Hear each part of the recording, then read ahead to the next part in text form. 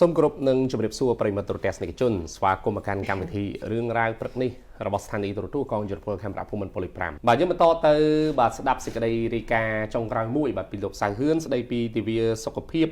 បាទពេលមករដូវបាទក៏រំលឹកអំពី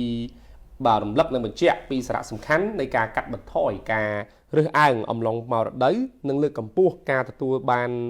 បាទសម្ភារៈបរិក្ខារដែលមានសុវត្ថិភាពប្រធានគ្រប់គ្រងកម្មវិធីប្រចាំប្រទេសនៃអង្គការមូលនិធិថែទាំសុខភាពអ្នកជំងឺអេដ AHF លោកវិជ្ជបណ្ឌិតចនផាន់ណាលើកឡើងក្នុងទិវាពេលមករដូវនៅអនុវិទ្យាល័យគោកបញ្ជាន់ស្ថិតនៅសង្កាត់ចោមចៅទី1ខណ្ឌពោធិ៍សែនជ័យរាជធានីភ្នំពេញកាលពីថ្ងៃទី23ឧសភានេះថា AHF បានរៀបចំព្រឹត្តិការណ៍នេះដើម្បីរំលឹកនិងបញ្ជាក់អំពីសារៈសំខាន់នៃការកាត់បន្ថយអើងអំឡុងពេលមករដូវនិងលើកកម្ពស់ការទទួលបានសម្ភារៈបរិក្ខារដែលមានសុវត្ថិភាពស្អាតនិងសម្លេងអនាម័យឥតគិតថ្លៃឬមានតម្លៃសមរម្យសម្រាប់តម្រូវការរួមទាំងវិធានការសំខាន់ៗក្នុងការការពារសុខភាពទូទៅនិងកាត់បន្ថយភាពងាយរងគ្រោះចំពោះមេរោគអេដស៍និងការឆ្លងមេរោគផ្លូវភេទផ្សេងទៀតលោកបន្តថាទិវានេះត្រូវបានប្រារព្ធធ្វើនៅថ្ងៃទី28ខែឧសភាជារៀងរាល់ឆ្នាំនេះអង្គការ AHF បានរៀបចំដោយសហការជាមួយមន្ទីរអប់រំយុវជននិងកីឡារាជធានីភ្នំពេញអាជ្ញាធរមូលដ្ឋាននាយកសាលាលោកគ្រូអ្នកគ្រូនិងសិស្សានុសិស្សចូលរួមប្រមាណ300នាក់អបអរសាទរនិងស្វែងរកបរិយាកាសគាំទ្រចំពោះសុខភាពអំឡុងពេលមករដូវរបស់ក្មេងស្រីជាពិសេសក្នុងវ័យសិក្សាទិវាសុខភាពពេលមករដូវបានរៀបចំឡើងជាការគូបញ្ជាក់អំពីសារៈសំខាន់ក្នុងការកាត់បន្ថយការរើសអើងនេះអំឡុងពេលមករដូវលើកកម្ពស់ការទទួលបាននៅសម្ភារៈបរិក្ខារដើម្បីធានាសុវត្ថិភាពនិងអនាម័យព្រមទាំងសម្លេងអនាម័យដោយឥតគិតថ្លៃ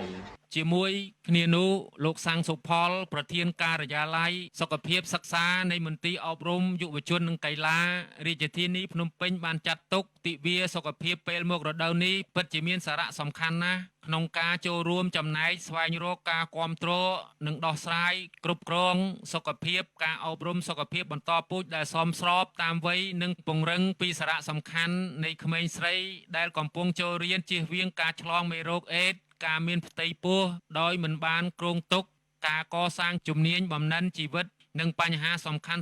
ផ្សេងទៀតដែលប៉ះពាល់ដល់សុខភាពរបស់ពួកគេជាពិសេសចូលរួមលើកកម្ពស់ការអប់រំសុខភាពបន្តពូជដ៏ទូលំទូលាយនិងសមភាព Gender ការយល់ដឹងនិងជួយក្មេងស្រីឲ្យរស់នៅមានសុខភាពល្អដែលអាចឲ្យពួកគេបានចូលរៀននិងផ្ដល់សិទ្ធិគ្រប់គ្រងជីវិតរបស់ពួកគេ